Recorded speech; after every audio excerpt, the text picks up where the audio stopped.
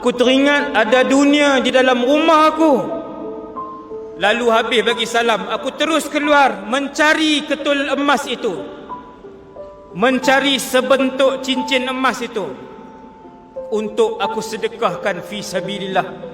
Sebab aku takut Allah ambil nyawa aku dalam keadaan dunia ada di dalam rumahku. Ni sedekah Nabi.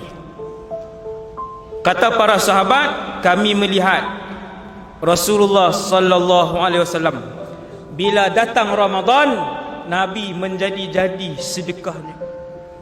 Tuan-tuan yang biasa sedekah Jumaat seminggu RM5, bila datang Ramadan tambah jadi RM10. Betul?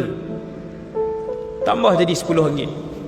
Orang perempuan yang tak pergi Jumaat, bagi ke anak, suruh dia letak dalam tabung. Setiap kali kita tambahkan amal ibadat dalam Ramadan, niat dengan Allah, wahai Allah, iqtidaan bi sunnati Rasulillah.